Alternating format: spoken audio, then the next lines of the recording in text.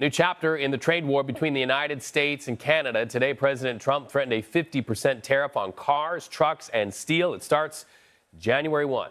Now, on Saturday, a 50% tariff went into effect on $20 billion worth of Canadian goods, from milk and honey to hockey sticks and alcohol. All of the items right there on your screen are among those impacted. Now, Canada promises dollar-for-dollar retaliatory tariffs as Ontario Premier Doug Ford lashes out at President Trump. Listen. I don't respond to a dictator like President Trump, a bully like President Trump. As I said before, he's the type of guy in school that would take your lunch money one day, take your toque off your head the next day, and then steal your running shoes. But I'm not going to take any advice off a guy that's the king of bankruptcies. And he's actually tariffing his own people, taxing his own people. Those are fighting words. Live to Dan Kelly now, president of the Canadian Federation of Independent Business. Good to have you with us. Your organization represents, 103,000 small and medium-sized businesses. So what are you hearing from them tonight?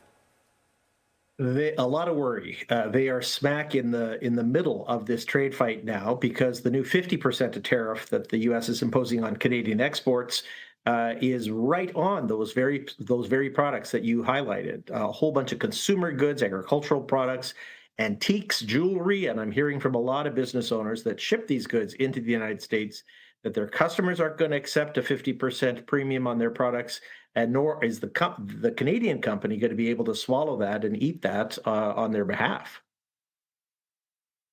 In times like these, a lot of small businesses say that this literally could risk having to close up shop. What industries and products do you think could be affected the very most? Yeah, right at the top of the list was machinery and equipment, but wood products, plastic products, and then a whole bunch of consumer-oriented goods on top of that. The classic example that the president singled out was hockey sticks. So we're seeing a lot of different products that are supplied largely by small and medium-sized companies. Trade is not just a big business issue; it's a small business issue. I've got guys that are making jewelry in their homes and then shipping it direct to consumer on websites. So these companies facing a 50% tariff, they know that their customers are not going to be able to bear it, and a third of them expect their sales to drop by 50% or more. And at a time when we're thinking about the holidays and knowing that that could be coming up right after the holidays, are there any other alternatives or any other approaches to these tariffs besides just passing on the higher cost to the consumer? So what Canadian companies have been doing over the last year and a half of this trade war is trying to diversify either their sources of supply or their customer base. A third of Canadian small businesses have been doing more business within Canada. Another third have been doing more business with countries around the world outside of the United States.